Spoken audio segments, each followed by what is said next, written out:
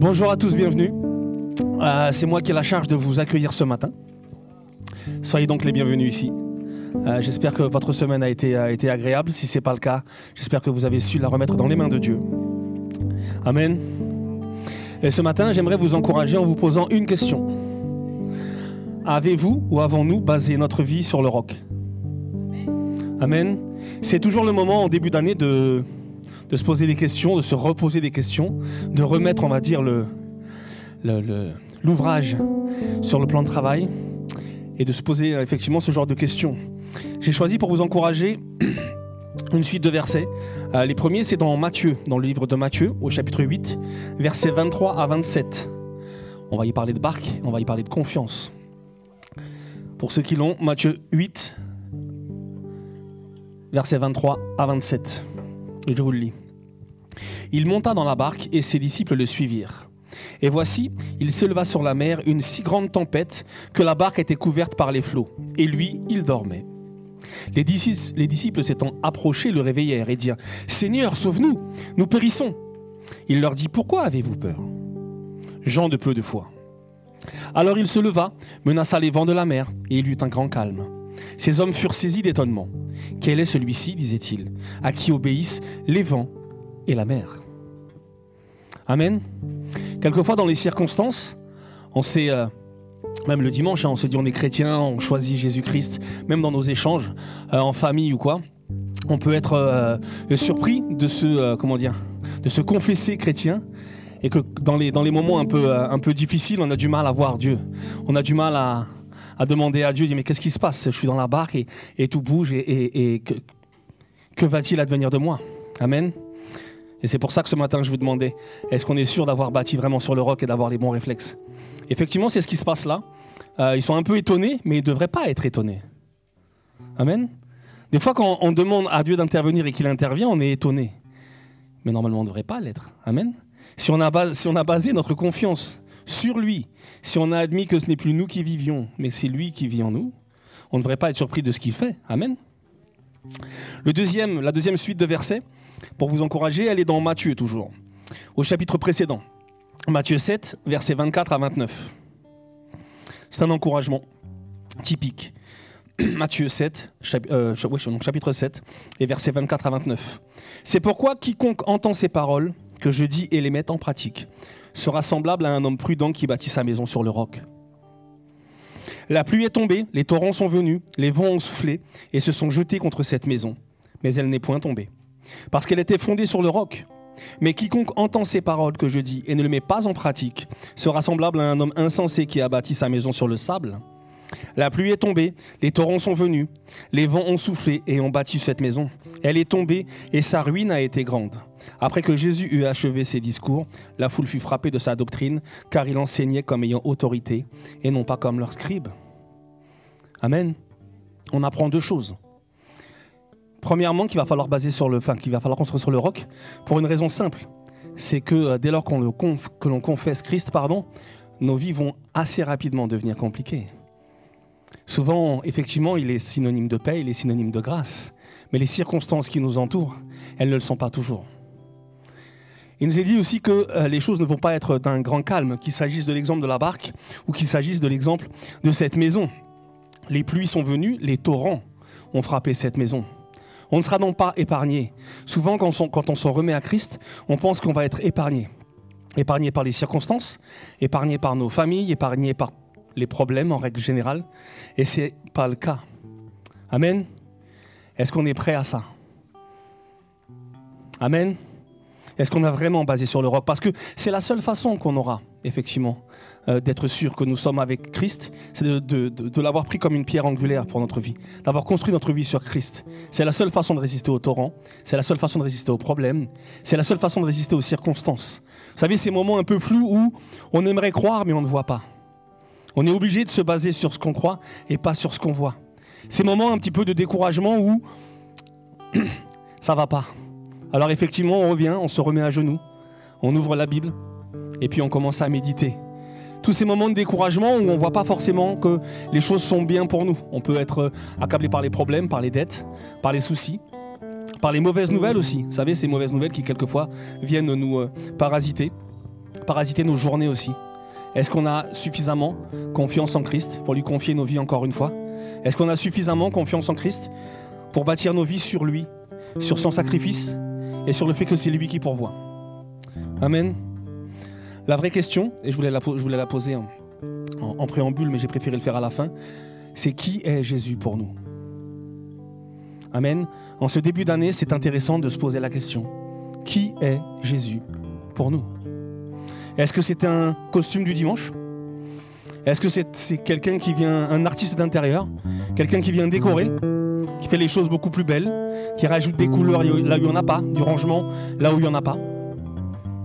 Est-ce que c'est un artisan? Est-ce que c'est l'artisan de nos vies? Ou est-ce que c'est simplement notre Seigneur et notre Sauveur?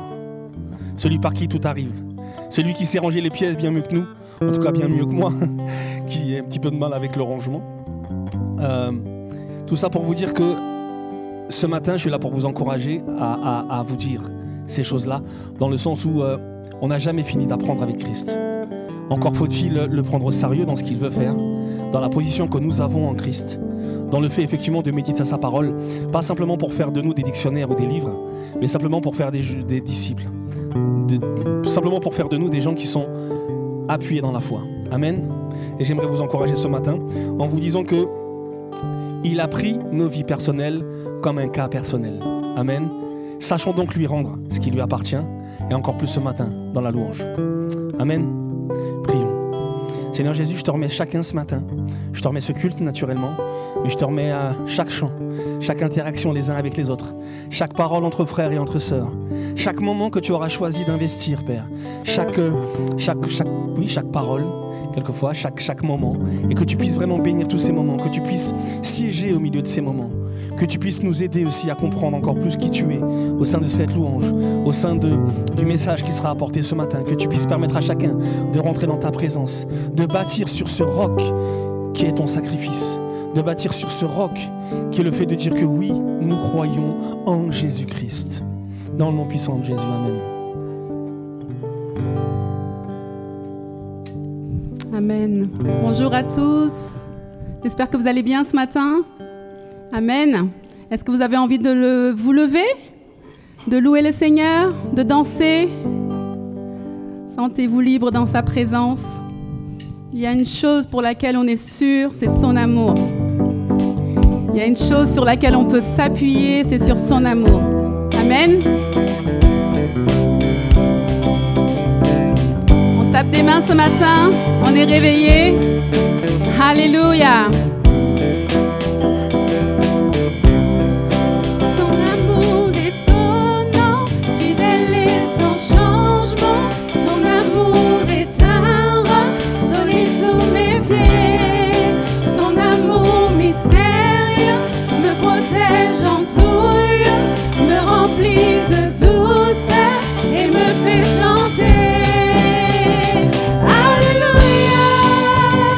Alléluia.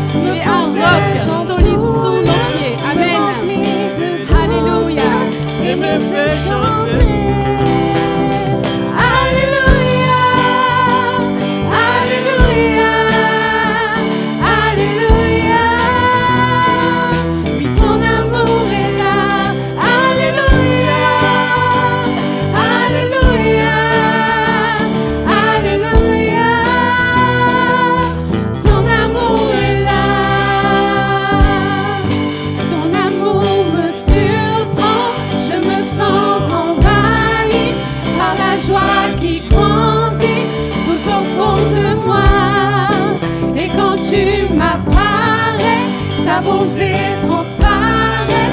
Je sens monter en moi un chant pour mon roi. Alléluia, Alléluia, Alléluia. Ton amour est là. Alléluia, Alléluia, Alléluia. Ton amour est là. Alléluia, Alléluia, Alléluia.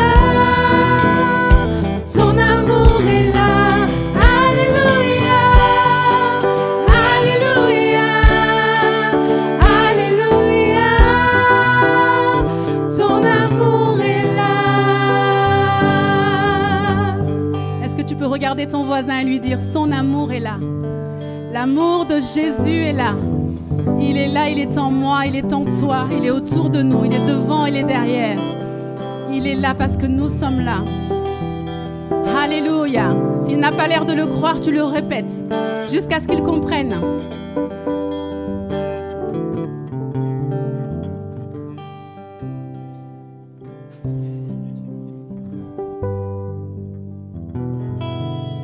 Amen. C'est un amour qui ne s'explique pas avec des mots humains. C'est un amour qui ne peut pas se comprendre. Alléluia. C'est un amour qu'il faut recevoir. Tout simplement. Sans comprendre, il faut juste le recevoir. Alléluia. Est-ce que tu as reçu l'amour du Christ dans ton cœur? Est-ce que tu l'as reçu? Est-ce que tu as dit, Seigneur, cet amour que tu me donnes, je le reçois. Je le fais mien, je le reçois, je l'accepte. Vous savez, quelquefois, on peut aimer les gens, mais ils n'acceptent pas notre amour. Ils n'en veulent pas, ils n'en ont pas besoin. En tout cas, c'est ce qu'ils pensent. L'amour se reçoit. Il se donne, mais il se reçoit. Jésus nous a donné son amour. Est-ce que tu l'as reçu? Comment expliquer?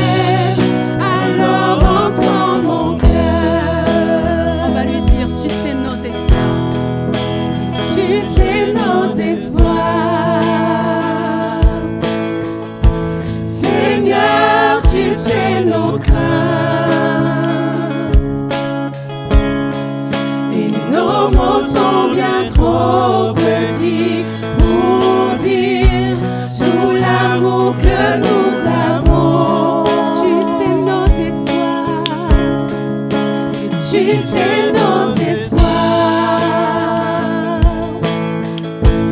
Seigneur, tu sais nos craintes. Et nos mots sont bien trop petits pour dire tout l'amour que nous avons. Entends nos cœurs.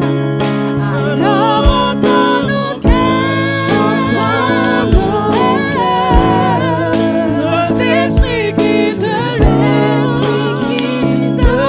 louent, entends le chant d'amour, tout est racheté, nous prendrons nos faibles mots pour te dire quel Dieu merveilleux tu es. Mais nous ne pourrons pas te dire tout notre amour. Alors entends nos cœurs, alors entends nos cœurs, alors entends nos cœurs, nos esprits qui te louent, entends le chant d'amour, tout est racheté, nous prendrons nos faibles mots pour te dire quel Dieu merveilleux tu es. Mais nous ne pourrons pas te dire tout notre amour. Alors entends nos cœurs. Mais nous ne pourrons pas te dire tout notre amour. Alors entends nos cœurs.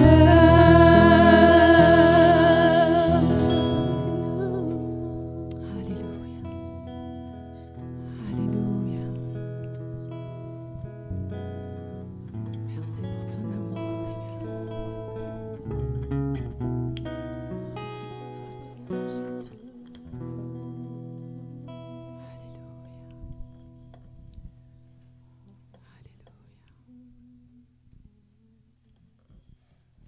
Alléluia. Alléluia. Est-ce qu'il y a quelqu'un ce matin, tu as envie d'essayer de lui dire tout l'amour que tu as pour lui avec tes propres mots? Élève ta voix. Élève ta voix. Juste dis-lui, Seigneur, je t'aime. C'est pas compliqué. Juste dis-lui, Seigneur, je t'aime. Tes mots ne peuvent pas exprimer tout ce que tu ressens, mais il entend. Le monde invisible entend ton positionnement. Et le Seigneur, il voit au-delà. Dis-lui. Si tu ne l'aimes pas, ne le dis pas. Parce qu'il voit ton cœur aussi. Dis-lui, dis-lui.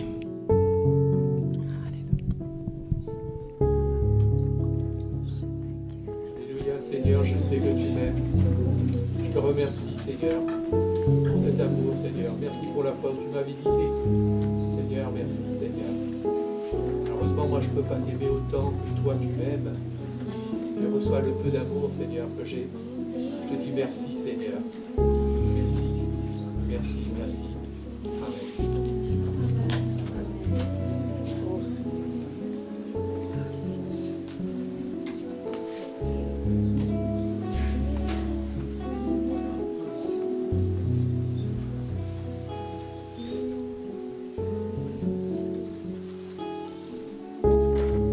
Père, encore une fois de plus, Seigneur, nous te disons merci, Père. Merci, Seigneur, mon Dieu, mon roi, Papa, parce que tu es incontournable. Tu es notre ami fidèle, Seigneur. Tu es notre papa fidèle, Seigneur, mon Dieu, Père. Tu règnes dans nos cœurs, Seigneur. Tu règnes dans notre âme. Tu règnes dans notre esprit, Seigneur. Père, on peut tromper l'homme, mais pas toi, Seigneur, mon Dieu. Encore une fois de plus ce matin, Seigneur, mon Dieu, Père. Entends nos cœurs, Seigneur. Entends nos cœurs, Seigneur, mon Dieu, Père. Quand tu connais le cœur de chacun, Seigneur. Tu sais tout ce qui nous est important, Seigneur, mon Dieu, Papa. Tout ça, nous savons très bien, Papa, que tu as tout porté de la fois à cause de nous, Seigneur, mon Dieu, mon roi, Papa. Nous, on ne méritait pas, Seigneur, mon Dieu. Encore une fois de plus, Père, ce matin, nous voulons te manifester cet amour, Seigneur, mon Dieu, Papa. Cet amour, Seigneur, mon Dieu, Papa. Même le mot merci est faible, Seigneur, avec tout ce que tu fais de nous, Seigneur, mon Dieu, Papa. Merci, Père, Papa, Seigneur, mon Dieu, Papa. Que nos yeux ne puissent que voir ce que tu veux que nous puissions voir. Que nos oreilles ne puissent qu'entendre ce que tu veux que nous puissions entendre, Seigneur, mon Dieu. Entends-nous, Papa. Entends nos cœurs, Seigneur, Papa. Et pardonne-nous, Seigneur, de notre ingratitude à ton égard. Pardonne-nous, Seigneur, mon Dieu, Papa. Seigneur, car tous les jours tu nous passes, Seigneur, tu veux que, Seigneur, mon Dieu, Papa, nous te plaçons au premier plan, Seigneur, mon Dieu, Papa. Prends la première place que tu reviens, Seigneur. Merci pour tout ce que tu fais en nous, Seigneur. Merci pour ta présence sur tout et chacun, Seigneur, mon Dieu, Papa. Que ta gloire se repose tout et chacun. Merci, Seigneur.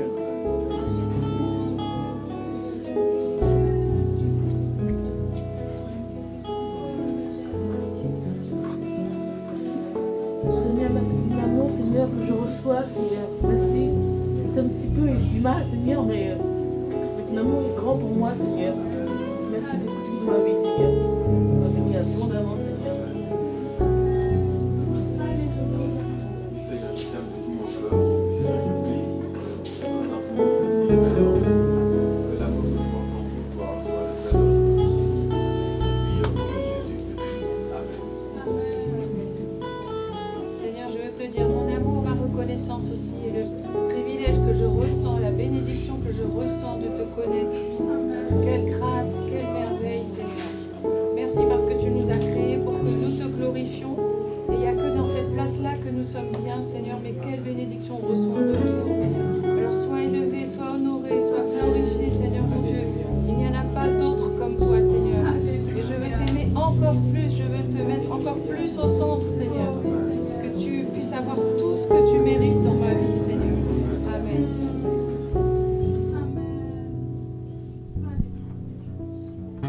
Oui, Seigneur, je t'aime. Je t'aime parce que tu m'as aimé le premier. Je t'aime parce qu'avant même que le monde existe, toi, tu as pensé à moi. Tu avais écrit mes jours. Et simplement pour ça, je te dis je t'aime, Seigneur. Personne, il n'y a que toi qui est digne de recevoir ma louange et mon adoration. Merci, Père, parce que tu es celui qui est. Parce qu'il n'y a que toi qui a cette omniprésence, cette omnipotence. Merci, Seigneur, pour tout ce que tu fais dans ma vie. Merci, Seigneur, pour tout ce que tu fais dans la vie de chacun qui constitue cette Église. Merci pour ce que tu fais dans la vie de chacun de tes enfants, Seigneur. Sois simplement élevé, Seigneur, pour l'immensité de ton amour.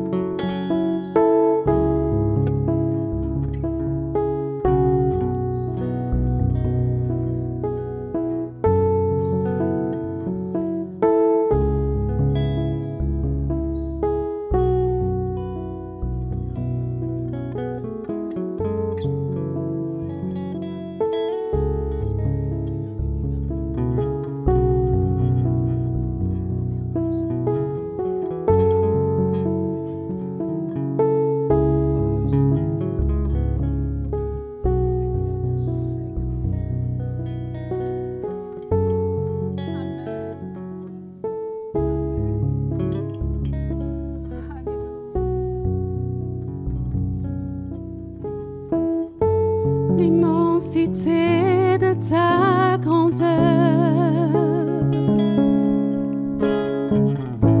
me montre que je ne suis rien. Mais quand tu façonnais la terre, j'étais déjà près de ton cœur. Tu m'aimais avant que je sois.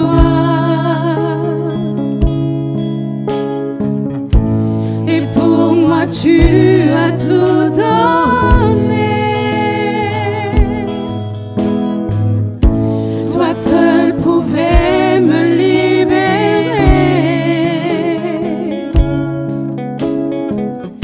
C'est pourquoi je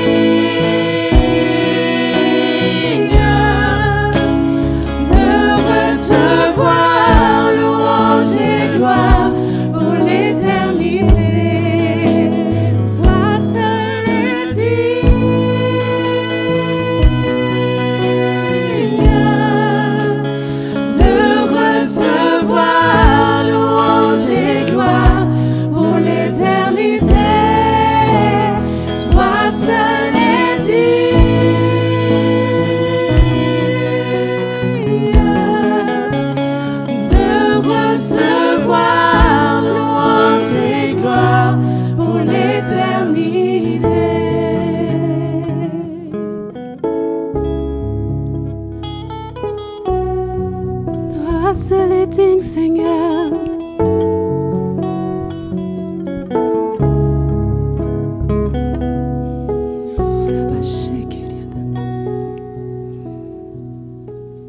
Alléluia. Tu es digne de tout honneur, Seigneur.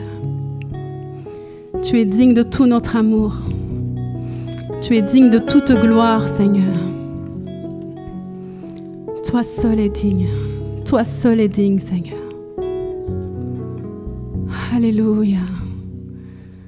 Pardonne-nous, Seigneur, toutes les fois où nous laissons quelque chose d'autre. Être digne de notre attention. Être digne, Seigneur mon Dieu, de notre passion. Être digne de notre zèle. Pardon, Seigneur, pour toutes les fois où on te met à la 2e, 3e, 4e place. Pardonne-nous pour le peu de fois où vraiment tu es le premier. Tu es notre priorité. Tu es notre tout. Alléluia. Oh Jésus, tu mérites la première place. Tu mérites la première place dans nos vies. Oh Jésus, prends ta place, Seigneur. Prends ta place. Prends ta place, Jésus. Prends toute la place qui te revient. Toi seul, Seigneur. Toi seul. Oh Jésus.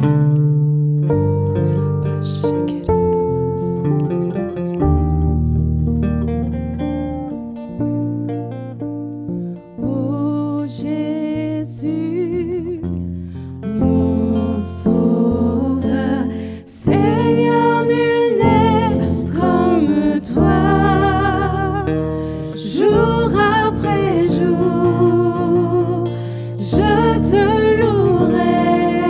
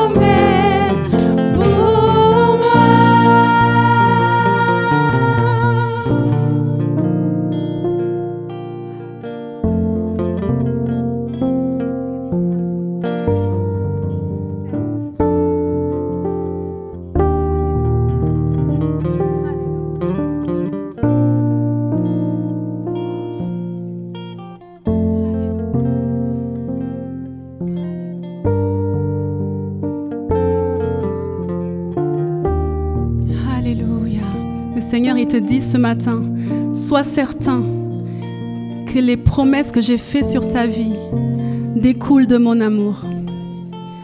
Ça vient directement de mon cœur. Parce que je t'aime. Parce que je t'aime. J'ai prononcé des choses sur ta vie. Alléluia.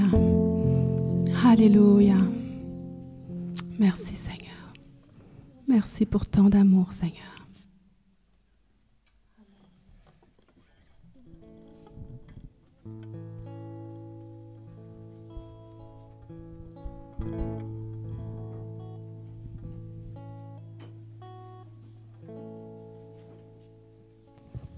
Amen. Alléluia. Avant de passer un moment de Sainte Seine, j'aimerais qu'on prenne un petit moment pour prier pour deux personnes. La première, c'est Marc. Il est effectivement aujourd'hui au Havre. Donc pensons à lui. Il a eu effectivement beaucoup d'émotions tout au long de cette année, en particulier avec la réception de sa grande famille auprès de nous à Noël. Et je sais qu'il était particulièrement fatigué. Il y a beaucoup de symptômes de grippe aussi qui, depuis quelque temps, frappent les uns et les autres. Et voilà, il est parti au Havre, mais en étant un petit peu fatigué et un petit peu grippé. Donc, ayons une pensée, quelques prières pour lui. La deuxième personne qui passe un moment un peu compliqué dans la douleur et effectivement un petit peu dans la tristesse, c'est notre sœur Étiennise. Elle est particulièrement touchée par le décès de son neveu, je crois, Claude. Et voilà, si vous avez un petit moment, et je pense que j'aimerais qu'on le fasse de manière collective, en assemblée, si on peut prier pour d'abord Étiennise, parce qu'elle est ici ce matin, et puis ensuite on essaiera de prier aussi pour Marc. Et j'aimerais que même à la fin du culte, que chacun puisse avoir un petit moment, puisse aller voir Étiennise et puisse prendre aussi à titre individuel un moment pour prier pour Étiennise. Amen. Seigneur Jésus, je veux te remettre effectivement Étiennise, je veux te la remettre dans la douleur qu'elle ressent effectivement d'avoir perdu ce neveu, dans la difficulté que c'est de dire au revoir à quelqu'un qui nous est cher. Et vraiment, je veux que tu passes du baume sur son cœur, je veux vraiment que tu puisses continuer à la toucher, que tu puisses continuer à la façonner, que tu puisses vraiment toucher son cœur ce matin, que tu puisses lui rappeler ta paix, que tu puisses lui donner ta grâce. Seigneur, que tu puisses l'inonder de ton amour, vraiment. Que chaque jour elle puisse être touchée par l'empreinte de ton amour, par l'empreinte de ta grâce, par l'empreinte du fait que tu aides chacun, Seigneur, dans ses difficultés. Nous allons le voir ce matin au travers de la Sainte Seine, mais vraiment tu viens aussi pour ces choses-là, Père. Merci parce que là où nous sommes, Seigneur, dans la difficulté, tu interviens dès lors que nous t'appelons. Oui, Seigneur, Père, nous voulons t'appeler sur la vie d'Étiennise. Nous voulons te demander vraiment de la bénir dans ce moment difficile, Père. Au nom de Jésus-Christ, Amen. Nous voulons aussi te remettre Marc, Seigneur, tu le vois, toujours par monts et par vaux, Seigneur, à aller là où il y a besoin. Seigneur Père, merci pour cet homme, merci pour ce pasteur, merci pour cette personne qui effectivement a rendu les choses possibles ici au 30 rue des Vinaigriers, par la foi qu'il a mis en toi, par la foi qu'il a eue de prendre sa femme, son fils, et de venir aussi ici et de nous permettre vraiment de connaître le Seigneur au travers de cette assemblée, Père. Touche-le là où il est, touche-le au Havre, Seigneur. Renouvelle ses forces aussi, renouvelle vraiment son zèle, renouvelle l'amour qu'il a pour les uns et les autres, renouvelle vraiment sa foi. Touche-le dans son corps, touche-le dans sa spiritualité, Père, que tu puisses vraiment le renouveler ce matin et lui redonner, Seigneur, la force, Seigneur Jésus. Dans le nom puissant de Christ, Amen. Amen. J'aimerais maintenant appeler Steven et puis j'avais dit Mélisa, voilà, qui vont nous aider à avoir ce moment de Sainte Seine. J'aimerais, mince, j'ai pas pris. Est-ce que quelqu'un aurait une Bible quelque part? T'as pas de Bible? Non? Grave erreur. Merci.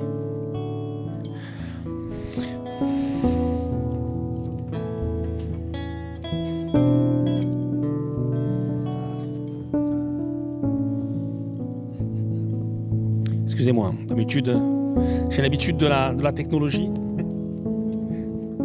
J'aimerais vous lire l'exemple de Sainte Seine dans Luc 22, au chapitre 22, versets 19 à 22. Hop. Décidément.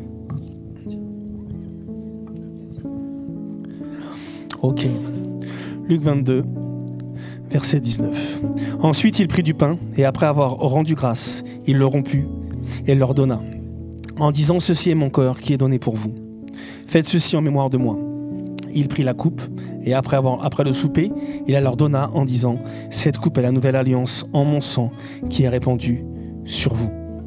Amen. Et j'aimerais qu'on revienne ce matin un petit peu sur les symboles que sont le pain. Alors effectivement, souvent on dit que c'est un symbole de nourriture. C'est aussi un symbole de communion. Hein. Quand on est proche de quelqu'un, on dit qu'on est copain, qu'on partage le pain ensemble. Mais c'est aussi, en tout cas là dans l'exemple, le fait que c'est la chair brisée de Christ qui est donnée pour nous. C'est dans les difficultés qu'on peut ressentir quelquefois dans notre chair, parce que la chair est faible, parce que quelquefois c'est difficile dans nos sentiments, les uns envers les autres. Dans les difficultés qu'on peut vivre, on peut ressentir de la colère, on peut ressentir de la tristesse, on peut ressentir aussi quelquefois de l'amertume. Et je pense que Christ aussi est venu pour ça. Christ est mort effectivement pour ça, mais nous a donné, par le biais de sa chair rompue, vraiment la solution à toutes ces choses-là. N'oublions pas ce que j'essaie de rappeler ce matin, que c'est lui qui vit en nous. Alors que la solution, elle doit venir de lui, elle ne doit pas forcément venir de nous. Rappelons-le nous ce matin en prenant ces éléments. Amen. Amen. Tu peux y aller.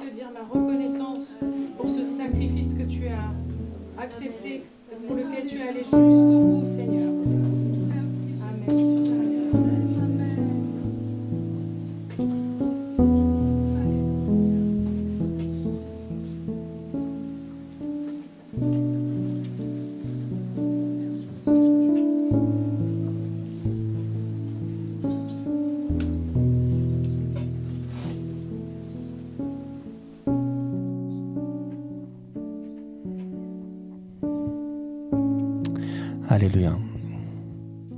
Oui, Père, merci pour la croix, Seigneur. Merci pour ce sacrifice. Merci pour ta passion. Merci parce que effectivement tu nous as aimés le premier. Merci parce que, oh oui, il fallait nous aimer pour subir ce que tu as subi. Oh oui, il fallait être concentré sur le Père pour aller là où il t'a envoyé. Merci pour cet amour. Merci pour ce sacrifice, Seigneur. Merci parce qu'il permet à chacun ce matin de se tenir ici et de communier avec les uns, avec les autres, en se rappelant de ce que tu as permis, de ce que tu as rendu possible. Oui, merci pour cette possibilité que tu nous as donnée d'être accueillis par le Père, nous qui n'étions rien. Merci de nous avoir rachetés, Seigneur. Merci d'être venu nous chercher là où nous étions. Merci de nous avoir redonné l'espoir, Seigneur. Merci de nous avoir redonné une situation, une identité, Père. Merci pour toutes ces choses rendues possibles à la croix. Merci parce que tu as déchiré le voile. Merci parce que tu nous as rapprochés du Père par ton sang. Alléluia. Je vais vous inviter d'abord à prendre le pain.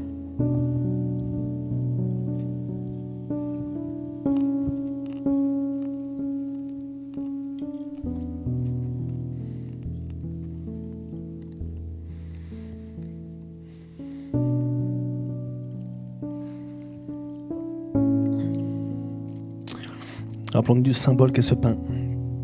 Rappelons-nous effectivement de ce symbole de communion, de ce symbole de vie brisée, de ce symbole de possibilité et de tous les champs des possibles que nous ouvre la croix. Ensuite, prenons la coupe.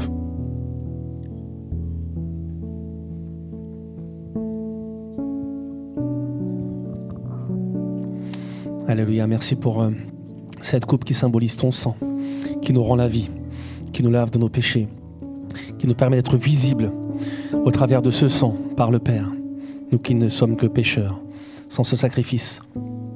Merci pour ce sang, merci pour cette coupe, merci pour tout, Seigneur. Dans le nom puissant de Jésus-Christ, amen.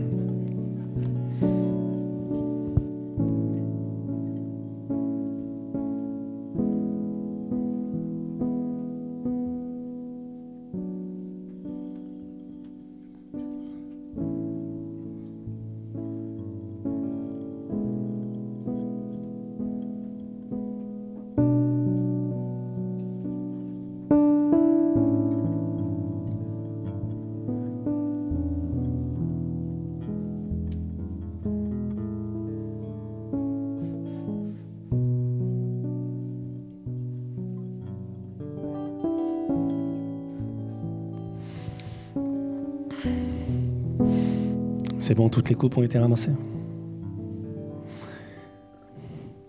Alors autant ce matin, j'ai eu le temps de demander à Steven et à Mélisa s'ils étaient du moins candidats pour nous aider pour la Sainte Seine. Autant j'ai pas eu le temps de demander quelqu'un pour les offrandes. Alors j'aimerais spontanément, si c'est possible, que 2 personnes puissent se lever pour recueillir les offrandes.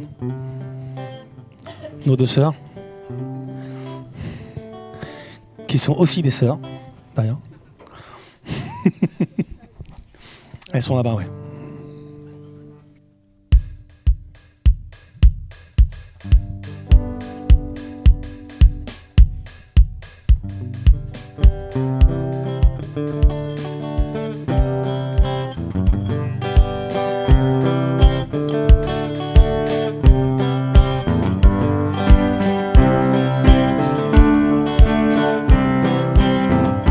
Je loue ton nom éternel.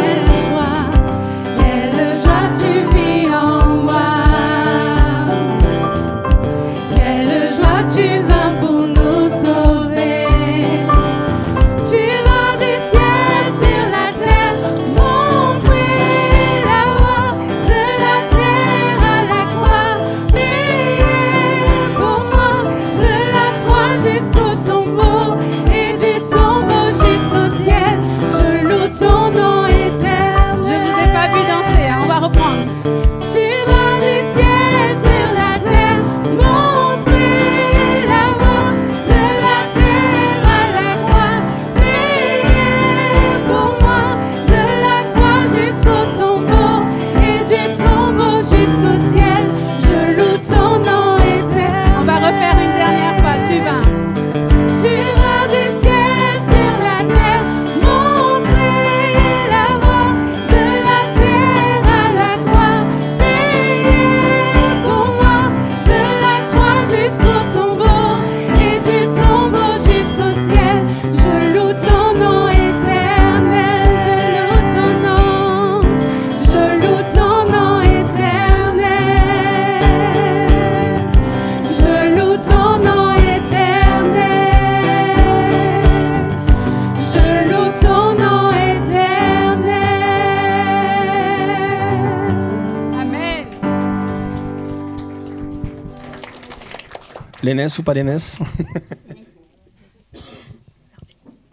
Père éternel, nous t'adorons, nous te proclamons et nous donnons ces offrandes, ces dîmes, Seigneur.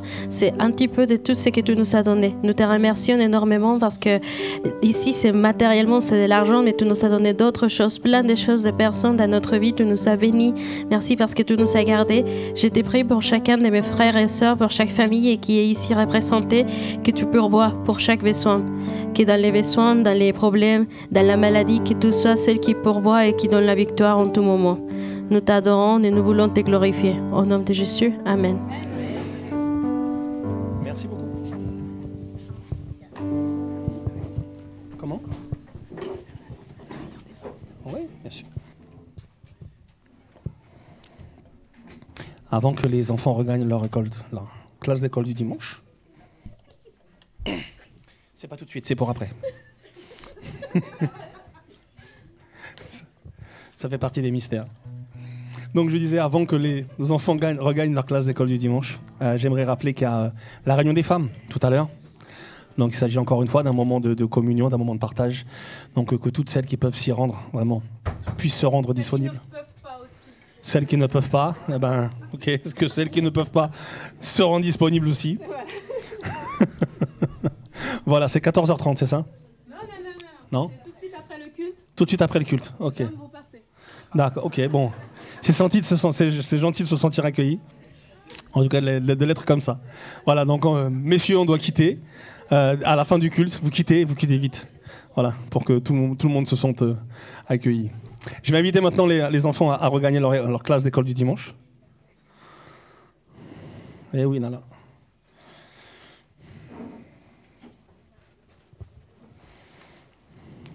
Et je vais inviter Michael.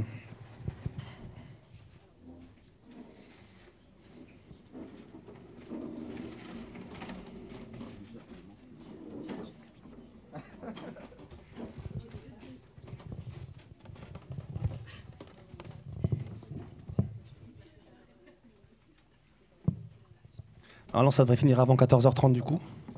Ouais, ça va aller. Il y a Alicia qui m'a fixé une heure limite, donc à ne pas dépasser. Donc je vais être sage, respecté. Bon, en tout cas, merci pour la louange, comme tu nous chasses après, mais nous, on te remercie pour la louange. Voilà.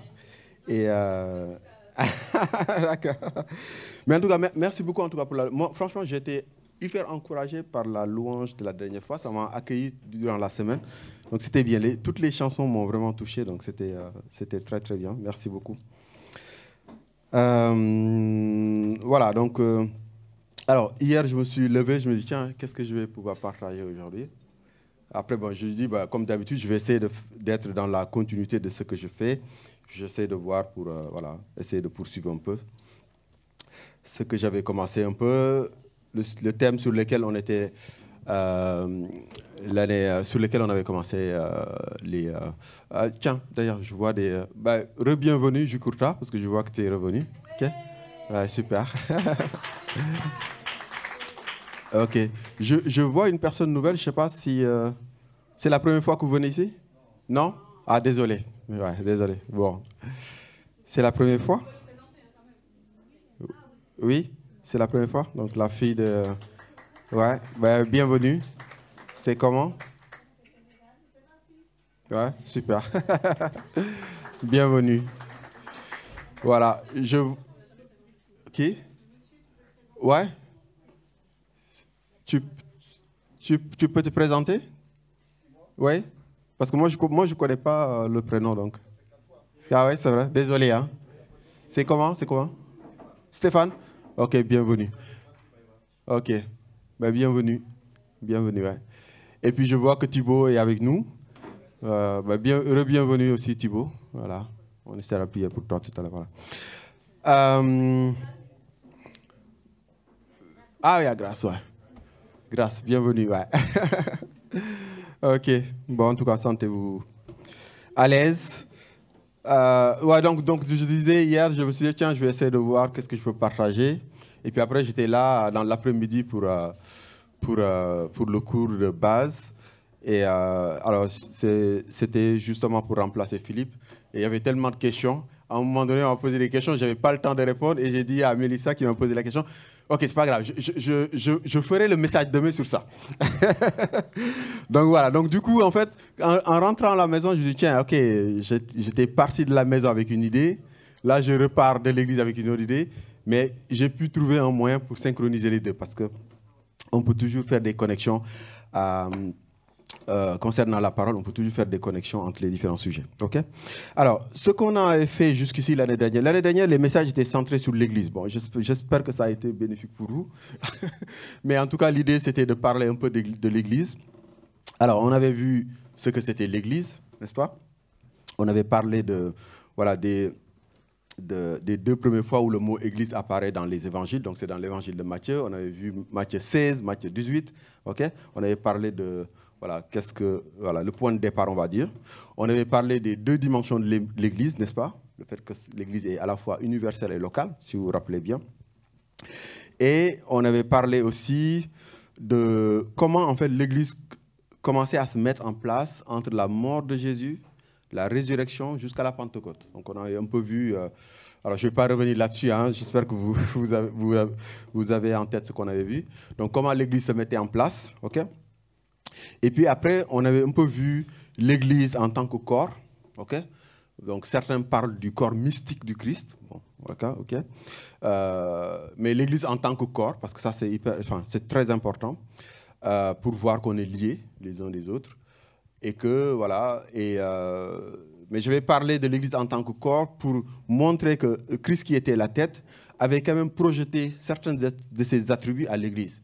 Par exemple, quand Christ disait... je suis le chemin, la vérité, je suis la vérité. Ben, la parole de Dieu nous dit que l'Église est la colonne et l'appui de la vérité. Okay? N'est-ce pas? Quand le Christ disait « je suis la lumière du monde », le Christ nous a dit « vous êtes la lumière du monde ». Okay? Quand le Christ disait, par exemple, voilà, que quand la parole de Dieu nous disait que le Christ avait la plénitude de l'Esprit, la parole de Dieu nous dit que la plénitude de l'Esprit est présente au sein de l'Église. Okay? Et donc, du coup, ça nous permet justement d'avoir cette connexion entre, voilà, de voir en fait ce lien entre la tête et le corps. Okay? C'est pour ça qu'on avait parlé du corps. Okay?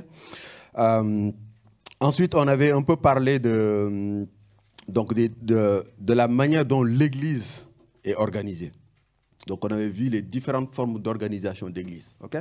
On avait vu la forme épiscopale, on avait vu la forme, comment on appelle ça, presbytérienne, la forme congrégationniste, et la forme pneumatique. On avait vu plusieurs formes. Et alors, je vois qu'il y a la maman de Ingrid. Je ne t'ai pas souhaité bienvenue, donc je te souhaite bienvenue. Ah. Désolé, je ne t'ai pas vu. Alors, donc, du coup, on avait vu, comment dirais-je, à travers le livre des Actes, à travers les épîtres, que l'Église, normalement, était organisée de façon pyramidale et que la tête, c'était le Christ. Et qu'après le Christ, il y a le conseil des anciens et après, il y a la congrégation. Okay? Et ça, on le voit même à travers le peuple d'Israël. Il y avait toujours des anciens, etc. Donc ça, c'était un peu pour montrer en fait, voilà, comment l'Église est organisée. Alors après, dans l'organisation de l'Église, on avait fait, si vous vous rappelez, on avait fait un zoom sur 1 Corinthiens 11 où on avait montré qu'en fait, l'organisation de l'Église était en lien avec l'organisation de la famille. Okay? Vous vous rappelez quand on disait que le Christ était soumis au Père, Les hommes de l'Église sont soumis au Christ, la femme est soumise à son mari, les enfants sont soumis, n'est-ce pas? Et en fait, et je vous avais dit qu'en fait, qu'il y avait 2 types de structures pour lesquelles Dieu a mis une organisation. 2. Il n'y en a pas 50 milliards. Dieu n'a pas donné une structure organisationnelle à l'entreprise. La parole de Dieu n'en parle pas. Il y a 2 structures sur lesquelles Dieu a donné une organisation. C'est l'assemblée du peuple de Dieu. J'utilise le mot assemblée, c'est pour prendre en compte ce qui s'est passé lors de la première alliance, donc de l'Ancien Testament, si vous voulez. Okay? Donc l'assemblée du peuple de Dieu et la famille. C'est les 2 structures pour lesquelles Dieu a donné une manière, Dieu a établi une organisation. Okay? Alors, ça, c'est ce qu'on avait vu dans 1 Corinthiens 11. Alors, normalement, si vous faites... Parce qu'étudier l'Église, c'est ce qu'on appelle, dans un jargon très pompeux, c'est faire de l'ecclésiologie. Okay? C'est la doctrine de l'Église. Okay? Normalement, quand vous arrivez à la question de l'organisation de l'Église, donc à partir de 1 Corinthiens 11, c'est très intéressant d'ailleurs, le texte de 1 Corinthiens 11, vous pouvez passer tout de suite à 1 Corinthiens 12, 13, 14, où on parle, quel est le sujet de 1 Corinthiens 11, 12, 13, 14 Non, les dons de l'esprit. Ok? Voilà. Donc, du coup, hier matin, quand je me levais, je dis, tiens, si je dois me lancer sur les dons de l'esprit, ça demande plein d'enseignements et je n'aurai pas le temps de le faire. Et en fait, du coup, je me suis dit, plutôt que de passer à 11, 12, 13, je vais plutôt insister sur la question de l'organisation de l'Église et de la famille, comment la famille et l'Église doivent s'articuler. Et ça, c'est justement le thème qui est en filigrane dans 1 Corinthiens 10. En fait, il se trouve qu'il y a un texte, il y a un livre dans la parole de Dieu, hyper intéressant, qui nous montre comment la famille et l'assemblée du peuple de Dieu sont liées. Est-ce que vous avez une idée de quel livre c'est?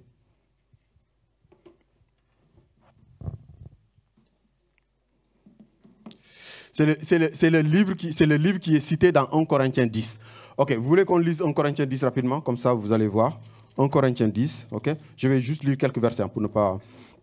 Ok, alors, 1 Corinthiens 10. Frères, je ne veux pas que vous ignoriez que vos pères ont tous été sous les nuées, qu'ils ont tous passé au travers de la mer, qu'ils ont tous été baptisés en Moïse dans la nuée et dans la mer, qu'ils ont tous mangé le même aliment spirituel et qu'ils ont tous bu le même breuvage spirituel, car ils buvaient un rocher spirituel qui les suivait et ce rocher était Christ. Mais, ça c'est le point important, mais la plupart d'entre eux ne furent point agréables à Dieu puisqu'ils périrent dans le désert. Or, alors ça c'est vraiment le verset le plus important, or ces choses sont arrivées pour vous servir d'exemple afin que nous n'ayons pas de mauvais désirs comme ils en ont eu. Alors le mot qui est utilisé d'exemple, si vous lisez l'interlinéaire, c'est le mot typos. Typos, c'est le truc qui a donné le mot type. Donc quand on dit que c'est type du Christ, etc. Donc en fait, il est en train de dire que l'exemple qu'ils ont eu, c'est un type pour nous. Okay? Et le passage dont Paul cite ici, c'est quel livre? Exactement. En fait, vous savez, en fait, les 5 premiers livres de la Bible sont les livres les plus... C'est la base. C'est que si vous ne maîtrisez pas ces livres, tout ce que vous allez lire après, vous allez peut-être avoir une compréhension, mais ce ne sera jamais une bonne compréhension si vous ne comprenez pas les 5 premiers livres de Moïse. Okay? Et d'ailleurs, je sais que souvent en début d'année, les gens ont beaucoup de, comment on appelle ça, de résolutions pour lire la Bible. C'est très bien. Okay? Et souvent, les gens lisent du début à la fin. C'est très bien. Okay? Si vous voulez faire une étude approfondie, je vais vous conseiller peut-être une technique de lecture. C'est-à-dire, en fait, parce qu'en fait, il y a un truc qu'il faut voir, c'est que les livres de la Bible ne sont pas forcément dans un ordre chronologique. Par exemple, si vous prenez juste le Nouveau Testament, à partir du livre des Actes, de Romains jusqu'à la fin, les livres ne sont pas arrangés par ordre chronologique, ils sont rangés par ordre de taille du livre. Okay? La manière la plus pertinente de lire la Bible, si vous voulez faire une étude, c'est de lire des livres qui vont ensemble. Par exemple, si vous voulez comprendre le livre du Lévitique, il faut le lire avec Hébreu. Donc, vous pouvez lire Lévitique et Hébreu ensemble. Okay? Si vous voulez comprendre, par exemple, le livre des Éphésiens, mais vous pouvez le lire avec le livre de Josué. OK? Si vous voulez lire le livre des prophètes, il faut le lire avec 1 roi, 2 rois, 1 chronique, 2 chroniques. Parce que ce sont ces livres qui donnent le contexte, qui vous permettent de comprendre ce qui se passe. OK? En fait, il faut toujours lire les livres ensemble.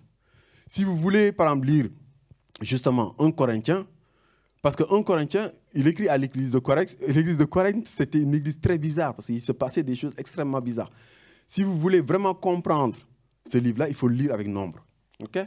Et le livre des Nombres est incroyable parce que ça, justement, et je vais m'arrêter là pour switcher au deuxième sujet, c'est qu'en fait, c'est un livre qui nous montre en fait, comment en fait, Dieu forme vraiment le peuple de Dieu à travers une famille au départ. C'est la famille de Moïse. Et Dieu va prendre combien de personnes dans la famille de Moïse pour conduire son peuple? Combien de personnes dans la famille de Moïse pour conduire son peuple? Hein? 2? Hein? Hein? 3. Très bien. Comment tu peux le justifier scripturairement?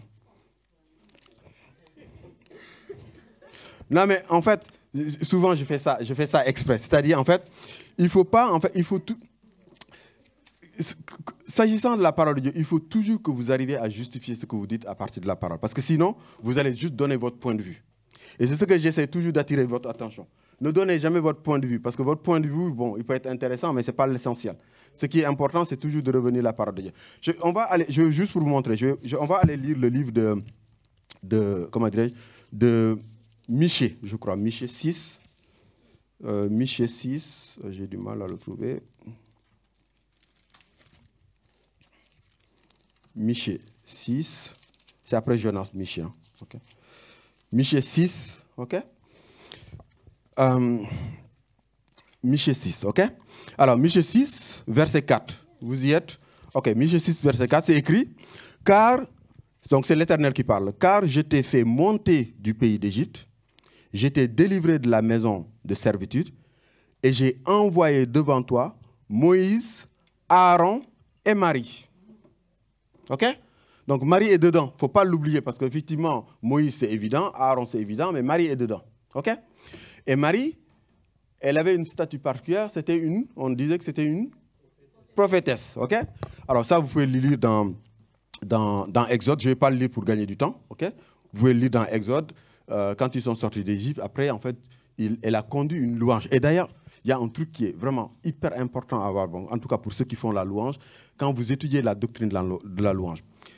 La prophétie et la louange vont toujours ensemble. Amen. Je ne sais pas si vous savez ça.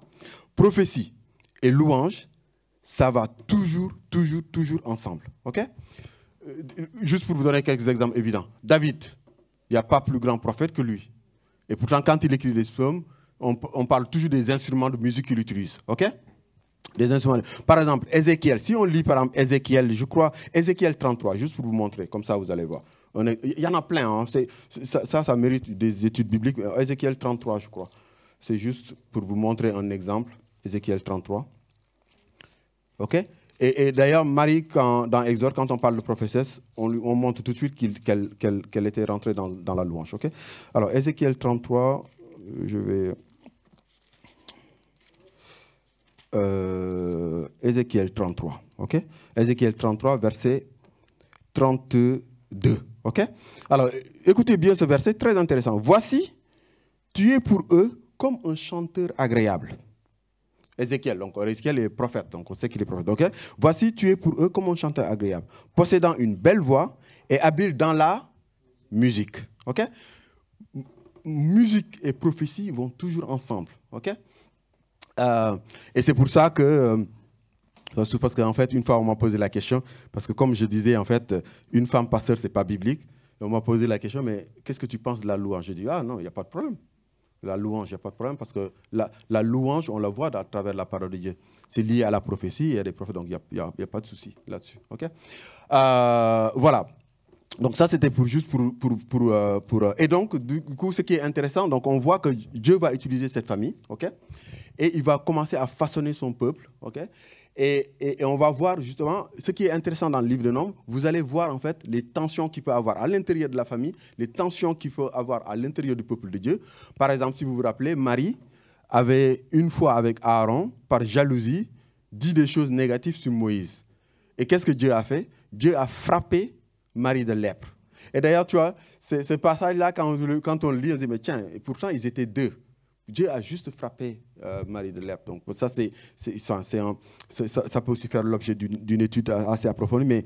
Mais c'était en fait parce que Marie a voulu dépasser, entre guillemets, ce qui lui était. Parce qu'en fait, Marie était prophète. Alors, si vous comparez les trois, Marie était prophète. OK? Aaron, il est dit dans la parole qu'il est prophète et sacrificateur. OK? Donc Marie prophète, Aaron prophète et sacrificateur. Et Moïse, il a 3 casquettes. Sacrificateur, prophète, ça c'est évident, mais aussi on pouvait le voir comme un roi, parce que Moïse, en fait, c'était lui qui conduisait le peuple. Donc en tant que quelqu'un qui conduisait le peuple, même on le voit dans Exode, je crois que c'était, je ne me rappelle plus du chapitre, mais c'est quand Israël se battait avec Amalek, et que Moïse tenait le bâton, tu vois, avec Hur. Tu vois, il conduisait vraiment les batailles. Donc, il avait en fait cette position de roi, prophète, sacrificateur, les trois, et c'est pour ça qu'il est un type de Christ, Moïse. Okay? Aaron avait les deux, et Marie n'avait qu'une. Okay? Et donc, ça permet justement de voir justement comment ils travaillaient ensemble, etc. Et après, vous allez voir comment ça se passait avec le peuple d'Israël, les murmures qu'il y avait, la révolte de Corée. Voilà, tu vois, on voit en fait comment Dieu façonnait un peu son peuple et comment il voulait que son peuple s'organise. Et ça, vous le lisez vraiment parfaitement bien dans le livre des Nombres. Donc, je ne vais pas m'attarder là-dessus. C'était un peu pour vous aider si vous voulez vraiment étudier ces aspects-là, voir comment l'organisation de la famille et l'organisation de l'Assemblée du peuple de Dieu s'articulent. Ça mérite vraiment d'étudier. Malheureusement, on n'a pas le temps, donc je ne vais pas faire ça. Donc, je vais juste m'arrêter là. Donc, si ça vous intéresse, voilà, c'était pour vous donner des éléments clés sur lesquels vous pouvez étudier vous-même. Et voilà, okay? Et puis, l'importance du livre des Nombres. Voilà. OK. Alors, aujourd'hui, je vais être très terre à terre. C'est qu'au lieu parce que l'Église, c'est quand même au-dessus, je vais juste faire un truc particulier. Je vais faire un focus sur une question très simple. Qu'est-ce que c'est qu'être un chrétien? Qu'est-ce que c'est qu'être un disciple de Jésus-Christ? Donc, question très simple. OK? Alors, avant de commencer justement à parler de ça, je veux juste faire une remarque que j'avais commencé à faire l'année dernière quand on avait étudié le livre du Cantique des Cantiques. OK? Parce qu'en fait, il y a un truc qui est hyper important dans la théologie, qu'on retrouve dans la théologie juive et qu'on retrouve dans la théologie chrétienne, qui est fondamental. Et d'ailleurs, vous pouvez voir, en fait, si vous regardez les spiritualités orientales, vous allez remarquer une chose, c'est que dans les spiritualités orientales, que ce soit le bouddhisme ou l'hindouisme, etc., on va beaucoup insister sur l'aspect spirituel. Et en fait, le physique n'a pas trop d'importance. Quand vous voyez, par exemple, un moine hindou ou bouddhiste, il n'a pas d'attachement aux choses du monde. Il est complètement dans le monde spirituel. Okay? Alors que quand vous regardez un peu la culture occidentale aujourd'hui, les gens sont trop orientés sur le matériel. Okay?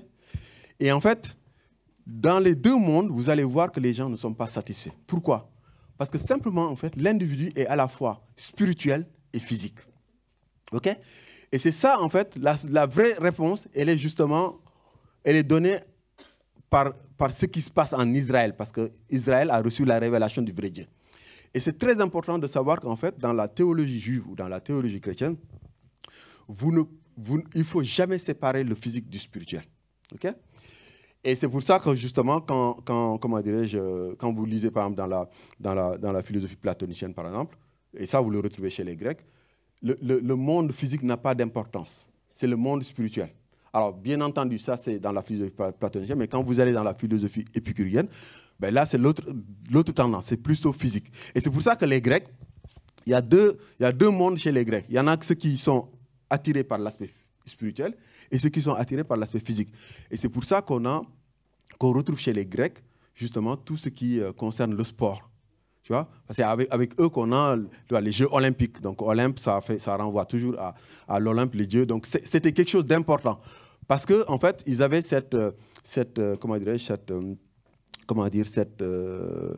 ils étaient partagés entre ceux qui voulaient vraiment l'aspect physique et ceux qui voulaient vraiment l'aspect spirituel. Mais dans la pensée chrétienne, vous ne pouvez pas séparer le physique du spirituel. Et ce qui nous le montre vraiment de façon significative et déterminant, c'est même le sens de l'incarnation du Christ. Le Christ, c'est lui qui relie le spirituel avec le physique. Okay? C'est l'incarnation. C'est vraiment l'incarnation qui nous montre l'importance justement du fait que le physique et le spirituel sont ensemble. On ne peut pas les séparer. Okay? Donc ça, c'était ce que je voulais dire en préambule avant de répondre à la question que j'ai posée. Pourquoi je vous ai dit ça? Parce que le Dieu de la Bible, vous allez remarquer quand vous lisez la parole de Dieu, c'est un Dieu d'alliance. N'est-ce pas? Il fait des alliances. OK? Mais vous allez remarquer que dans toutes les alliances que Dieu fait, Dieu va marquer toujours cette alliance par quelque chose de physique. Par exemple, je vous ai posé la question, qu'est-ce que c'est qu'être un chrétien? Si je repose la question en disant, qu'est-ce que c'est qu'être un juif? La réponse, elle va être immédiate. Pourquoi? Parce qu'être juif, c'est rentrer dans deux alliances. La première alliance, c'est l'alliance avec Abraham. Mais l'alliance avec Abraham, qu'est-ce qui la marque dans la chair? C'est la circoncision. OK? Okay. La deuxième alliance, c'est l'alliance du Sinaï avec Moïse. Okay? Ça, vous pouvez le lire dans, je crois, Exode. Et qu'est-ce qui marque l'alliance de Dieu avec le peuple d'Israël? C'est le sabbat. Dieu va dire, il faut que vous respectez le sabbat. Si vous respectez le sabbat, vous serez retranchés du milieu de mon peuple. Dieu, à chaque fois qu'il fait des alliances, je peux donner des exemples. Noé, quand il fait l'alliance avec Noé, il y a l'arc-en-ciel. Dieu marque toujours ses alliances par quelque chose de physique. Et c'est pour ça que c'est très important. C'est pour ça que j'ai fait ça en préambule, pour vous montrer qu'en fait, il ne faut jamais séparer le physique du spirituel. Si vous le faites, vous êtes dans l'erreur. Et pourquoi vous êtes dans l'erreur? Vous allez le comprendre tout de suite dans ce que je vais vous dire, sur la réponse que je vais apporter, sur qu'est-ce qui fait vraiment qu'on est chrétien. OK? Donc, ça c'est très important. OK? Alors, maintenant, j'ai fait exprès de prendre l'exemple d'Israël avec les deux alliances. OK? Nous savons maintenant que nous sommes dans la nouvelle alliance, n'est-ce pas? Ce n'est pas une surprise. Nous sommes dans la nouvelle alliance. Vous me suivez ou ce que je dis, c'est trop technique? C'est bon? OK. Nous sommes dans la nouvelle alliance. Dans la nouvelle alliance, il va y avoir une rupture. OK? Pour voir la rupture, par rapport à ce que je viens de dire par rapport à la circoncision, on va lire Galates 6. OK? On va lire Galates 6. Comme ça, vous allez voir la rupture. Et on va attirer sur le point clé qui nous dit qu'est-ce que c'est qu'être chrétien. OK? Galates 6, verset 15. Vous avez le droit de m'interrompre. OK? J'ai encore 30 minutes, mais je pense que ça va tenir. Donc, Galates 6, verset 15. OK? Et Paul va dire, car ce n'est rien d'être circoncis ou incirconcis. Ce qui est quelque chose, c'est d'être une nouvelle créature. Voilà. Maintenant, on arrive vraiment au mot clé. OK?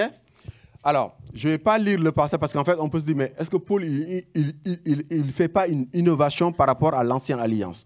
Non, parce que si vous lisez Jérémie 31, 31, un verset que tout le monde doit avoir en tête, Jérémie 31, 31, c'est là où Dieu promet qu'il va faire une nouvelle alliance avec la maison d'Israël, avec la maison de Juda. Donc ça vous montre justement pourquoi, parce que le Messie est descendant de la maison de Juda, n'est-ce pas? Donc Dieu va dire, je vais faire une nouvelle alliance, et en fait, je ne vais plus écrire les lois sur une table de pierre, mais je l'inscris dans votre cœur. OK? Et c'est ça qui donne justement comment dirais-je, les prérequis justement de la notion de nouvelle naissance. OK? Maintenant, on va voir maintenant, parce que nouvelle naissance, ce n'est pas si clair que ça. On va voir maintenant qu'est-ce qui fait qu'on va vraiment rentrer dans cette dimension de la nouvelle naissance. OK? Alors, quel est le texte dans la Bible qui parle vraiment de la nouvelle naissance? Alors, oui, il y a 2 Corinthiens, mais ce n'est pas celui-là que je pensais. Celui qui permet vraiment de voir clair sur la nouvelle naissance et qui nous donne un peu la définition de ce qui est pertinent de la nouvelle naissance. Merci. Non, pas 20. Hein? Vous avez oublié l'histoire de Nicodème avec Jésus? Ah, Nicodème, Jean 3. Nicodème avec Jésus, ça, personne ne l'oublie, n'est-ce pas? OK, on va lire et on va voir le mot-clé le plus important. OK? Donc, Jean 3. Il y eut un homme d'entre les pharisiens, nommé Nicodème, un chef des Juifs. Donc là, Nicodème, c'est un chef, c'est un parmi les chefs. Hein, OK? Qui vient auprès de Jésus et lui dit, Rabbi, nous savons que tu es un docteur venu de Dieu, car personne ne peut faire les miracles que tu fais si Dieu n'est pas avec lui. Et Jésus lui dit, Jésus lui répond, en vérité, je te le dis, si un homme ne naît de nouveau, il ne peut voir le royaume de Dieu. Nicodème lui dit, comment un homme peut-il naître quand il est vieux? Peut-il rentrer dans le sein de sa mère et renaître? Alors ça, franchement, la réponse de Nicodème, complètement à côté de la plaque. C'est comme si je disais, qu'est-ce que c'est qu'un Parisien? Et vous me répondez, c'est celui qui fait un pari pour les siens. Ça n'a rien à voir. Ça n'a rien à voir, ok? Donc, mais bon, après Jésus lui dit, en vérité, je te le dis, si un homme ne naît d'eau et d'esprit, il ne peut pas rentrer dans le royaume de Dieu. Donc, la nouvelle naissance est liée au fait que nous devons être nés d'eau et d'esprit. OK?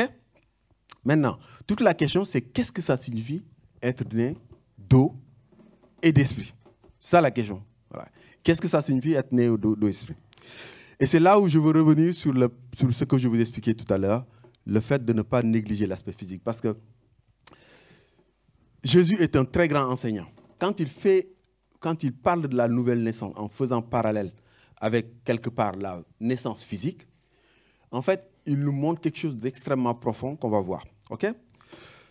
Une question, quand est-ce qu'on peut supposer qu'un enfant est né? Quand est-ce qu'on peut dire qu'un enfant est véritablement né? Quand il sort du ventre de sa mère. OK? OK. OK. Ça, c'est la réponse la plus naturelle. OK? Un enfant qui sort du ventre de sa mère, on peut supposer qu'il est né. OK? Alors, il y en a qui disent, ah oui, c'est vrai, mais il faut aller plus loin. Il y en a qui disent, on va supposer que l'enfant est né quand on coupe le cordon ombilical. Parce que là, pour le coup, il devient complètement autonome. On peut dire qu'il est séparé maintenant de sa mère. OK? Et puis d'autres qui vont plus loin, qui disent, OK, le fait qu'il sort de sa mère, c'est vrai. Le fait qu'on coupe le cordon ombilical, c'est vrai. Mais il faut qu'il respire, parce que sinon, il faut que ce premier cri qui fait qu'il respire, s'il ne respire pas, ben, il n'est pas vivant. Donc, ça n'a pas de... Donc, en fait, il faut arriver à ça. Et en fait, la réalité, c'est que tous les trois ont raison. C'est-à-dire, pour qu'un enfant soit né, il faut qu'il sorte du ventre de sa mère, qu'on coupe le cordon ombilical et qu'il montre qu'il est en vie. OK? OK. Ces trois choses sont fondamentales pour comprendre la nouvelle naissance. Parce qu'en réalité, qu'est-ce qui se passe? Quand un enfant est né, qu'est-ce qui se passe? C'est que l'enfant était dans un milieu avant, qui était dans le ventre de sa mère, n'est-ce pas? Et il va changer complètement de milieu pour sortir complètement. OK? Ça, déjà, vous pouvez voir qu'en fait, c'est comme si on était dans l'ancien monde et on va arriver dans le nouveau monde. On était dans le monde, maintenant on est dans le royaume. OK? Déjà. OK? Et donc, le fait de couper le cordon ombilical, c'est une manière de montrer qu'en fait, il faut couper le lien avec l'ancien monde. OK? C'est une manière de montrer qu'il faut couper avec l'ancien monde. Parce que si on ne coupe pas avec l'ancien monde, on ne peut pas dire qu'on est né de nouveau. OK? Donc, couper avec l'ancien monde. Donc ça, c'est la deuxième étape. Après, il y a une étape que je n'ai pas décrite dans ce que j'ai dit par rapport à l'enfant qui est né. C'est qu'il ne faut pas oublier que quand il est né, on le met après sur sa maman, etc., et puis après on le récupère. Qu'est-ce qu'on lui fait? On lave l'enfant. Le fait de le laver, c'est une manière justement de couper définitivement. Parce que quand on coupe le cordon, on a coupé justement le lien avec sa mère. Et quand on le lave complètement par rapport à son ancien vie. Parce que quand l'enfant sort du ventre de sa mère, il y a quand même des choses qui proviennent du ventre de sa mère. Donc on le lave complètement du ventre de sa mère. OK? Et le fait de respirer, la respiration, c'est quoi? C'est le souffle. Le souffle de vie. Et le souffle, qu'est-ce que ça représente dans la parole de Dieu? C'est l'Esprit Saint. OK? Donc, la nouvelle naissance, vous allez avoir ces 4 étapes. Alors, ces 4 étapes que je viens de décrire, c'est quoi? Le fait de sortir de l'ancien monde et de rentrer dans le nouveau monde et de couper le cordon, c'est la question de la repentance. OK? C'est la question de la repentance. C'est-à-dire que tu coupes vraiment le lien avec l'ancien et tu rentres dans le nouveau. OK? Le fait d'être lavé, c'est le baptême d'eau. OK? Et le fait doucement de recevoir le souffle de vie, c'est le fait d'être baptisé du Saint-Esprit. OK? Et en fait, c'est ce pattern-là que vous allez voir dans toute la parole de Dieu. Je vais vous montrer. Vous allez voir dans toute la parole de Dieu, vous allez toujours retrouver ce pattern-là. Pour être né de nouveau, il faut ces 4. Il faut 4. Alors, je n'ai pas dit le quatrième. Donc, 1, la repentance.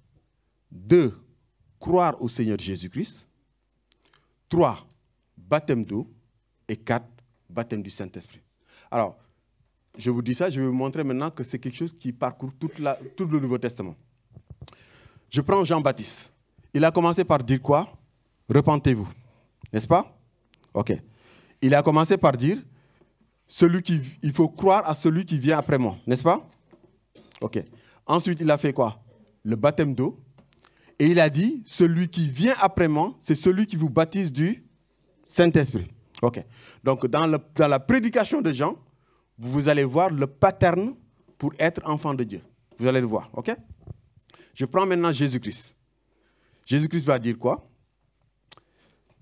Croyez en moi. OK?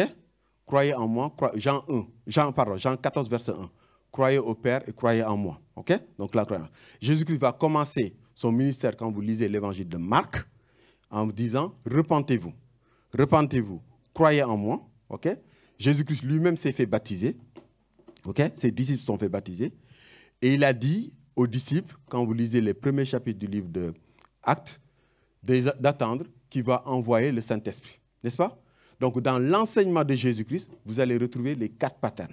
OK? Vous allez retrouver ces 4 patterns dans l'enseignement de Pierre lui-même. OK? Si on lit Actes, ça je vais le lire pour ne pas... Dans les autres passages, j'aurais pu vous donner pour Jésus, pour Jean, chacun des passages. Je veux juste gagner du temps, c'est pour ça. OK?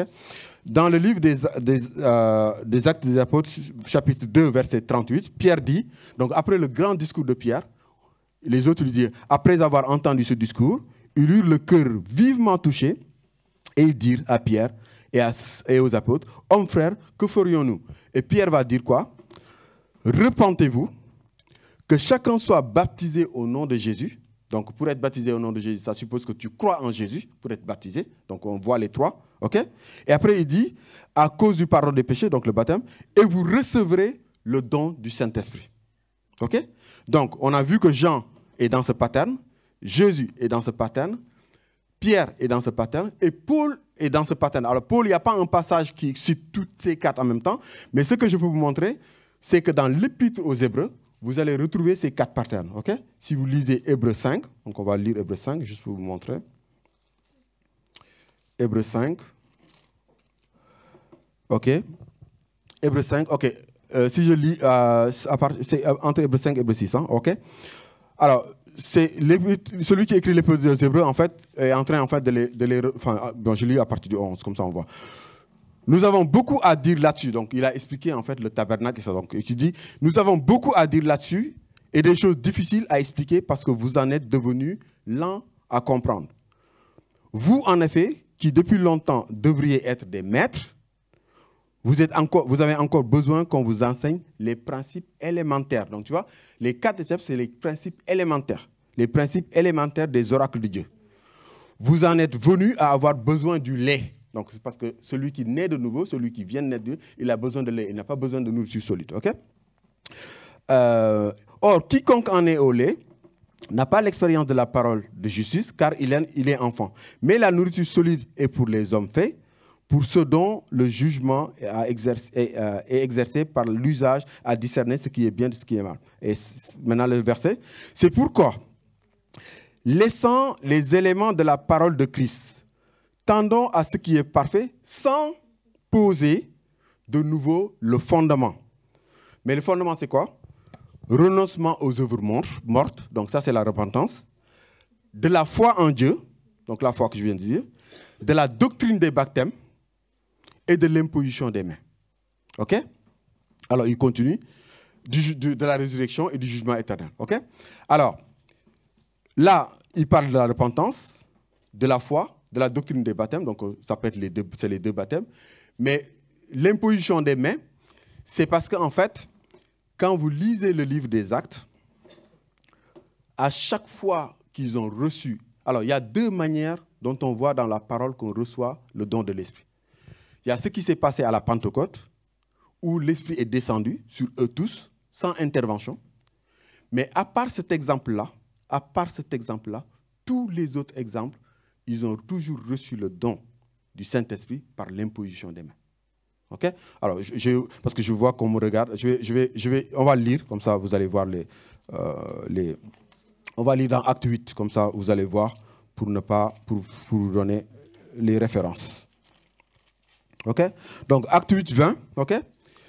Mais Pierre lui dit que ton argent périsse avec toi, puisque tu as cru comprendre que le don de Dieu s'acquérait à prix d'argent. Ok? Pardon, c'est verset 18. Ok? Lorsque Simon vit le Saint-Esprit était donné par l'imposition des mains. Ok? Donc ça, c'est la première référence. Ok? Donc Acte 8. Si on va dans Acte 9, verset 17, on va lire. Ananias sortit et lorsqu'il fut arrivé dans la maison, il imposait les mains à Saul en disant, Saul, mon frère, le Seigneur Jésus qui t'a apparu sur le chemin par lequel tu venais m'a envoyé pour que tu retrouves la vie et que tu sois rempli du Saint-Esprit. Okay? Donc là aussi, on voit que Paul a reçu le don d'esprit par l'imposition des mains. Okay? Il y a un autre exemple qui est, je crois, Acte 19.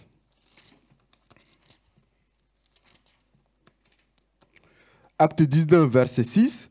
Lorsque Paul leur fut imposé les mains, le Saint-Esprit vint sur eux. Okay?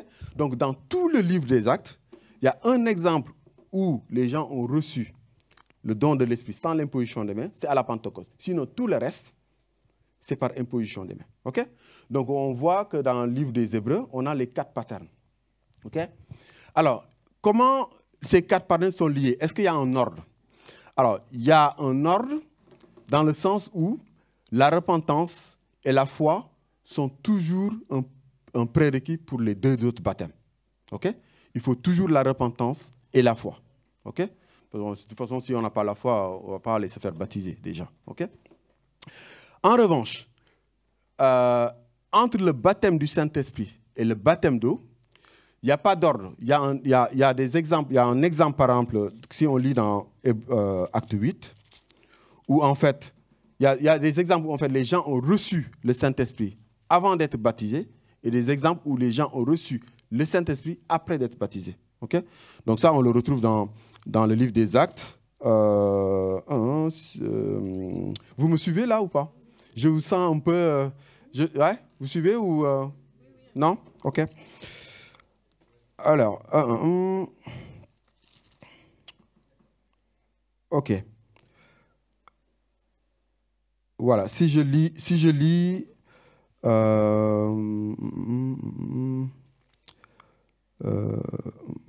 voilà, si je lis, ok, je vais lire à partir du verset 15, il me semble. Ok, ce qui arrivait chez les Samaritains, donc Acte 8, 15, prièrent pour eux afin qu'ils reçoivent le Saint-Esprit, car il n'était pas encore descendu sur eux. Il n'était pas descendu sur aucun d'eux. Okay? Ils avaient seulement été baptisés. Donc, tu vois, ils avaient été baptisés, mais ils n'avaient pas encore reçu. Okay? Et après, dans la suite, on dit, alors Pierre, donc verset 17, et Jean leur imposèrent leurs mains et ils ont reçu l'Esprit. Okay? Donc là, on voit, ils ont été baptisés, baptême d'eau, et ils ont reçu le Saint-Esprit après. Okay? Si maintenant, on va dans Acte 19, ils vont recevoir donc là, ils ont fait le baptême d'eau, ils vont recevoir le Saint-Esprit. Et après, là, c'est le contraire. OK? Alors, c'est Acte 10, pardon. C'est Acte 10. Acte 10, comme ça, on va le lire.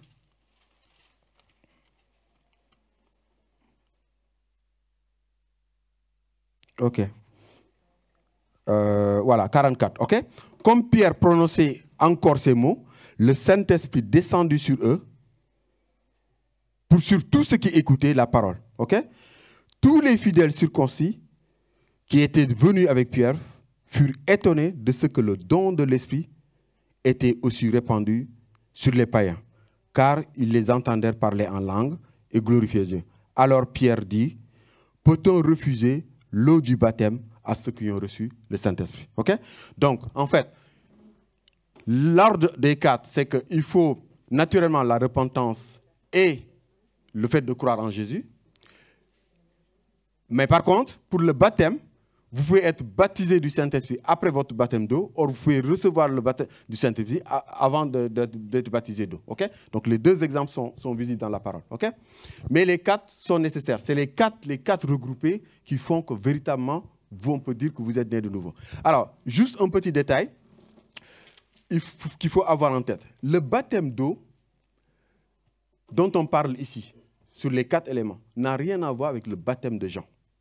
Est-ce que vous savez que dans le Nouveau Testament, il y a des exemples en fait, où les gens étaient baptisés au sens de Jean-Baptiste et qui ont dû être rebaptisés? Non? Acte 19. OK? Vous voyez, quand vous étudiez là, en fait, le problème, c'est qu'il y a beaucoup de gens, ils veulent juste simplement écouter la parole. Ils ne se posent jamais de questions. Et donc, c'est pour ça que quand on parle des sujets là, les gens sont perturbés. Ah, est-ce que je suis baptisé du Saint-Esprit? Mais je n'ai jamais parlé. Les gens sont... Pourquoi? Parce que ce n'est pas clair dans leur tête. Et pourquoi ce n'est pas clair dans leur tête? Parce qu'ils ne prennent pas le temps d'étudier la parole. Et en fait, si vous aimez la parole, en fait, la chose la plus importante, c'est de se poser des questions, et après de chercher les réponses dans la parole de Dieu. Et de ne pas avoir peur de se poser des questions. Et de ne pas simplement se contenter. Moi, tout ce que je vous dis là, revérifiez tout ce que je vous dis. Il ne faut pas se contenter de faire confiance aux personnes. Ça ne marche pas, ça. Il faut vous poser des questions. Tout à l'heure, je disais, baptême du d'eau, baptême du Saint-Esprit. Je suis presque, si je posais la question, qu'est-ce que c'est que le baptême d'eau pour vous, au sens où Jésus l'a entendu? Beaucoup de gens, pourtant, ils sont mais ils ne peuvent pas répondre. Et c'est ça qui est dramatique. C'est-à-dire, en fait, la foi, j'aime bien cette phrase de Calvin qui dit, la foi n'est pas basée sur une pieuse ignorance, elle est basée sur une parfaite connaissance de la parole de Dieu. Et beaucoup de chrétiens veulent baser leur foi sur une pieuse ignorance. Parce qu'en fait, ils ne lisent pas la parole de Dieu, ils sont paresseux. Malheureusement. Mais bon, bref, c'est pas pour vous décourager, c'est pour vous encourager. Parce que quand les choses sont claires dans votre tête, je peux vous dire que vous pouvez écouter n'importe quel message, vous ne serez jamais perturbé. Même si le gars, il prêche quelque chose qui est contraire à ce que vous pensez, vous êtes tellement sûr de votre compréhension que vous dites, ok, je l'ai écouté, bon, parfait. Ok? Alors, je vous montre l'exemple où les gens sont baptisés au centre de baptême et on était obligé de les baptiser après. Okay? Donc, acte 2, verset 3. Même au verset. Donc, ok, je lis à partir du verset 2. Avez-vous reçu le Saint-Esprit quand vous avez cru? Donc, c'est quelque chose qu'il faut recevoir quand on a cru. Ok? Ils lui répondirent. Acte 19. Hein? Acte 19, verset 2. Pardon, désolé. Acte 19, verset 2. Ok? Avez-vous reçu le Saint-Esprit quand vous avez cru? Donc, c'est quelque chose qu'on doit recevoir quand on croit. Okay? Ils lui répondirent, nous n'avons même pas entendu parler qu'il y avait un Saint-Esprit. Mais Paul leur dit, mais de quel baptême avez-vous été baptisés? Et il répondit, du baptême de Jean. Alors Paul leur dit, Jean a baptisé du baptême de repentance, disant qu'au peuple de croire en celui qui venait après lui. Donc, vous retrouvez le truc là, quand Jean-Baptiste dit de croire en Jésus. Okay? De croire à celui qui venait après, c'est-à-dire en Jésus. Sur cette parole, ils furent baptisés au nom de Jésus. C'est-à-dire c'était des gens qui étaient baptisés au sens de Jean-Baptiste, ils étaient rebaptisés au nom de Jésus. Parce que le baptême de Jean-Baptiste n'avait pas le même sens que le baptême de Jésus. Okay? Et après, ils ont reçu le Saint-Esprit. Okay? Alors maintenant, je vous pose la question, quel est le sens du baptême au sens baptisé au nom de Jésus, selon vous? Ouais, tu vois, c'est des questions. Einstein disait, un grand scientifique, c'est quelqu'un qui pose des questions d'enfants et qui apporte des réponses d'adultes. OK? Quelqu'un qui pose des questions d'enfants et qui apporte des questions d'adultes. C'est des questions comme ça qui vous permettent de grandir dans la foi, dans la connaissance de la parole. C'est tout con. Quel est le sens du baptême? Si vous n'arrivez pas à répondre à cette question, ben, ça veut dire qu'en fait, vous allez croire en quelque chose, mais cette croyance ne repose pas sur une parfaite connaissance de la parole. C'est juste... Hein? Oui, mais cette croyance doit se reposer. En fait, la croyance doit toujours se reposer sur quelque chose de ferme. OK? Alors, si vous voulez savoir le sens du véritable baptême, il faut lire Romains 6. OK? Il ne faut pas donner votre point de vue, encore une fois. Il faut que chaque élément soit justifié avec la parole. OK? Sinon, vous allez juste donner votre point de vue et les points de vue individuels, ça n'a aucune importance. OK? Romains 6, verset 6. OK? Ignorez-vous que nous tous, et j'espère que c'est ça pour nous tous. Ignorez-vous que nous tous, nous avons été baptisés en Jésus-Christ, c'est-à-dire c'est en sa mort, donc nous avons été baptisés en Jésus-Christ, en sa mort, c'est en sa mort que nous avons été baptisés. Nous avons donc été ensevelis en lui par le baptême de sa mort, afin que comme Christ est ressuscité des morts, pour la gloire du Père, de même vous aussi, vous marchez en nouveauté de. Donc vous voyez le lien entre baptême et la nouvelle naissance? C'est pour ça que j'ai commencé à vous parler de dire ne faites jamais de différence entre le spirituel et le physique. Parce que vous pouvez penser que le fait de baptême, ok, bon bref, c'est un truc physique, etc. Mais si vous ne suivez pas en fait le fait que Dieu inscrit toujours les réalités spirituelles dans des choses physiques, et c'est le sens de ce qu'on a fait tout à l'heure avec la Sainte Seine.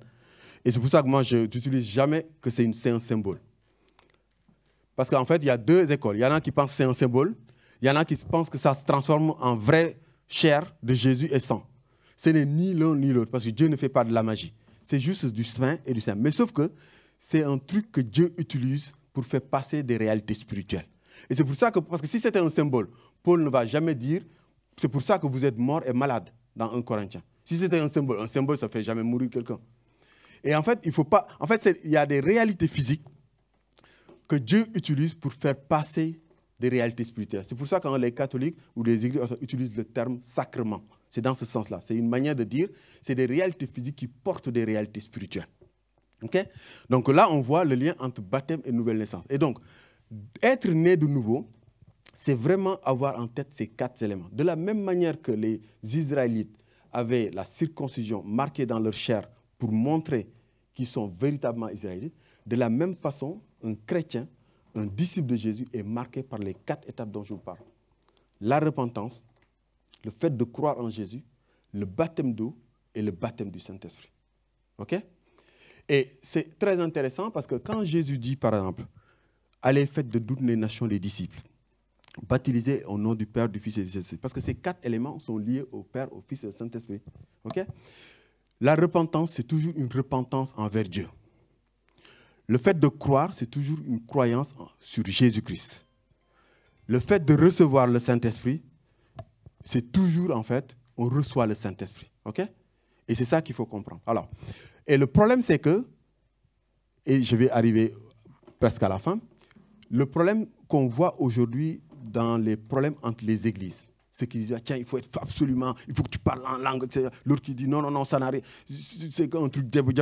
En fait, le problème, c'est que sur ces 4 éléments, vous allez voir toutes les dénominations de toutes les églises, chacun va prendre un élément en disant que c'est le plus important.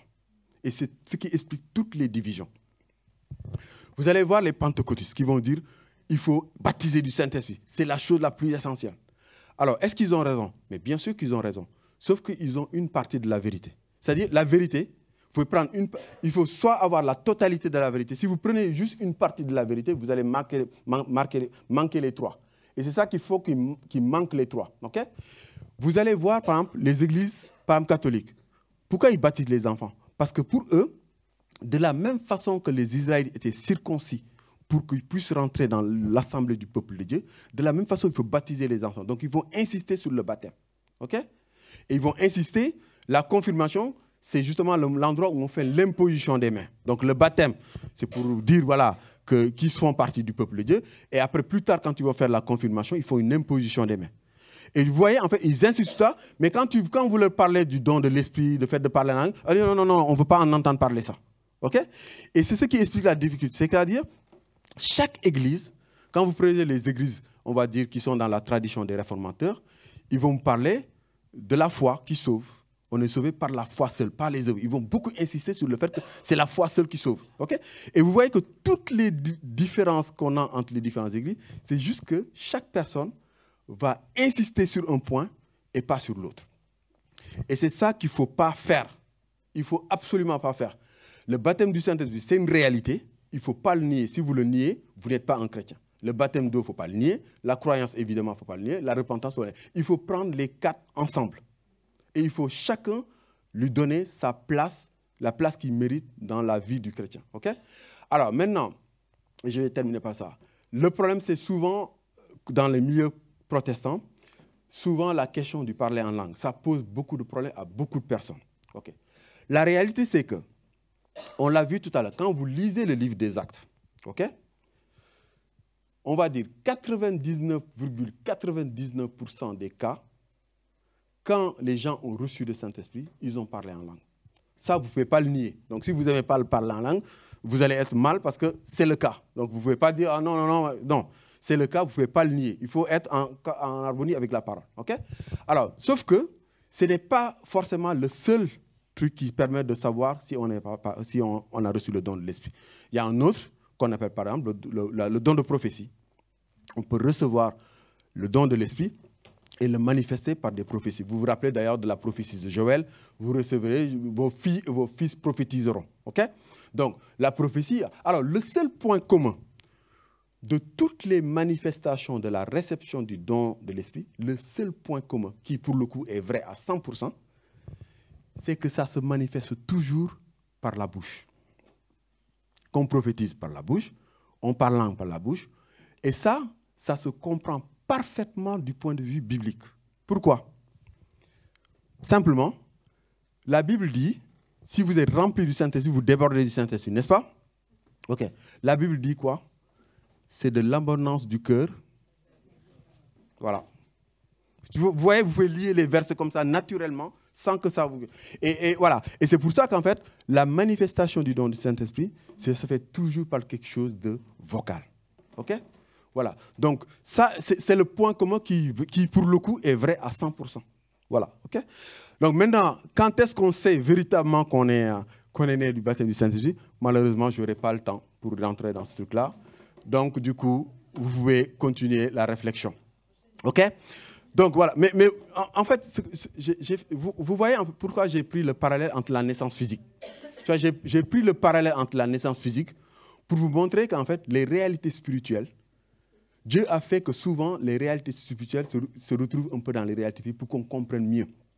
Tu vois, quand un enfant il sort du ventre de sa maman et qu'il ne crie pas, qu'est-ce qu'on fait? On le tape, n'est-ce pas? C'est l'imposition des mains pour qu'il reçoive le souffle. OK? Et il faut qu'en fait, votre connaissance... Moi, des fois, j'écoute des messages. Parce que des fois, on me demande, tiens, qu'est-ce que tu penses de ça? J'écoute des messages. Des fois, je ne veux même pas donner mon point de vue parce que souvent, on dit, ah non, t'es trop dur.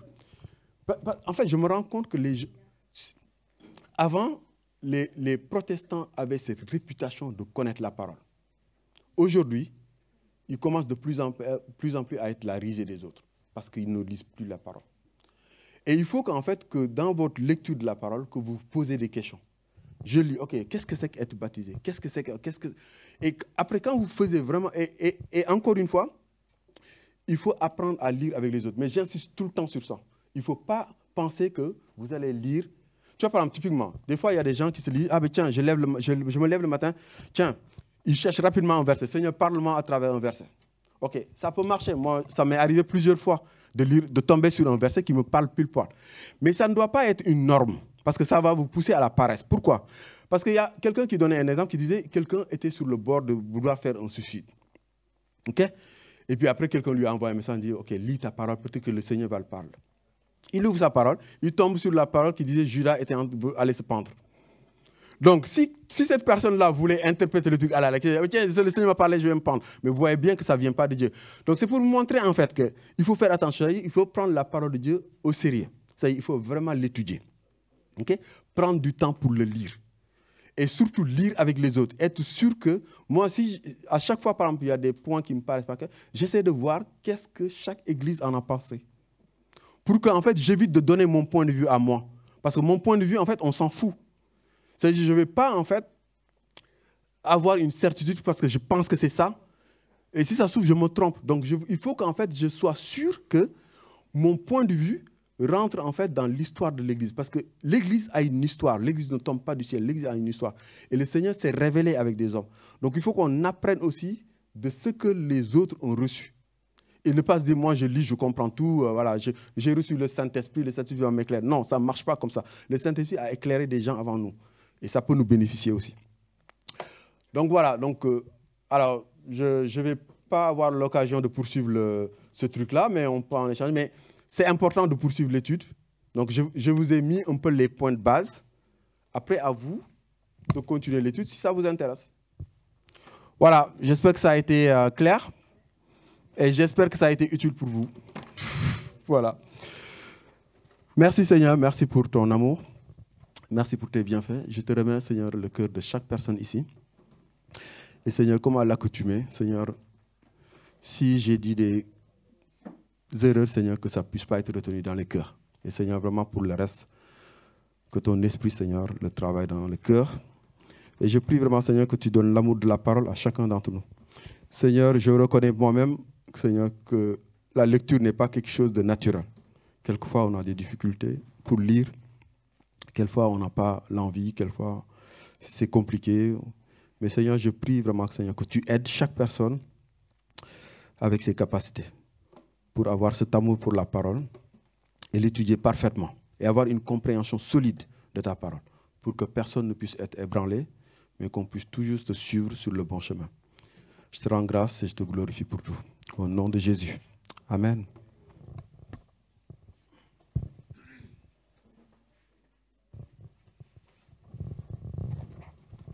Amen. Ah, merci, Michael. J'espère que ça vous a été bénéfique.